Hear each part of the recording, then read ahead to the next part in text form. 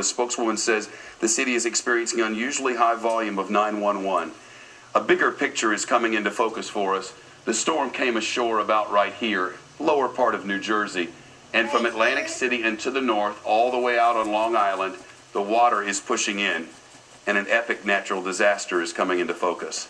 It's our belief now, from the reporting of our correspondents and others all along this coastline, that all of these beach communities are being inundated, that roads are washing out, that basements are being flooded, that the biggest city in the United States is now being flooded, that the power is out on the southern shore of it.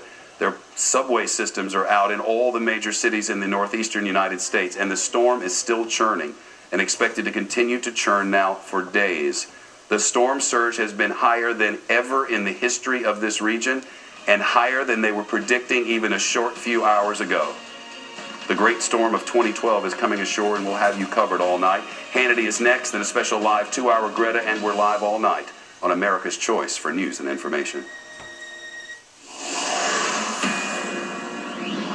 And this is a Fox News alert. Sandy has made landfall along the southern New Jersey coast. The storm is now a monster nor'easter, but the storm is still very powerful, very dangerous. Now, the National Hurricane Center is reporting tonight that the storm has sustained winds of 80 miles per hour. Now, tonight, more than 1.5 million people are without power all along the East Coast. And at this moment, lower Manhattan is in the dark. Rick Reichmuth is in our Fox News Extreme Weather Center tonight. He's tracking the storm's path. Rick. Sean, I got to tell you that we're saying down there that the storm has been downgraded from a hurricane to a post-tropical storm. It's really confusing, and it's been a messaging nightmare with this storm from the National Hurricane Center.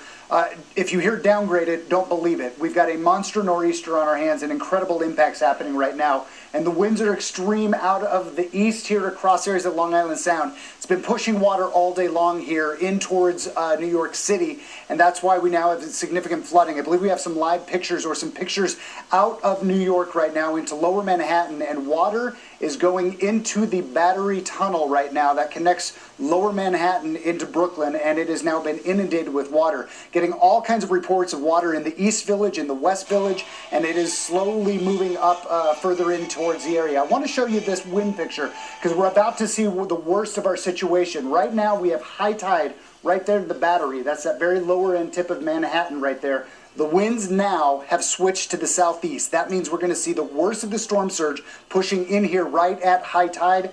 We already have water levels that are 2 feet higher than we've ever seen. That goes back to a hurricane that was back in 1822 or 1821. So we're almost 200 years, that kind of a storm. It's not just right here. This is the immediate impact, the area that's under dire stress right now. All kinds of reports of major damage. The city of Hoboken in New Jersey is being flooded from the north and from the south. And right here down to the south, the Jersey Shore is taking a beating today. We're talking all about the coastal events right now because that's the impact immediately. But I got to tell you, the next 2 days, we have widespread flooding all across New England. That goes back towards Ohio. Flooding concerns everywhere interior. Also high winds that are going to cause power outage. We're already over 3 million people without power tonight. We're going to see more of that as the storm spreads inland all the way back towards the Great Lakes, where we'll likely see 60 to 70 mile an hour winds off those Great Lakes, causing 20 to 25 foot waves.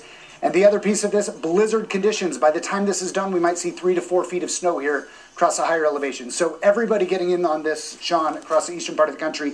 But right now, a very dire situation all across the coast of the Northeast. All right, Rick, thank you very much. Now, the state of New Jersey took a direct hit when post-tropical storm Sandy came ashore. And our very own Rick Leventhal is in Point Pleasant, New Jersey, right in the middle of all this with the latest conditions there. Rick. And Sean, conditions got progressively worse throughout the day, beginning early today. And the wind is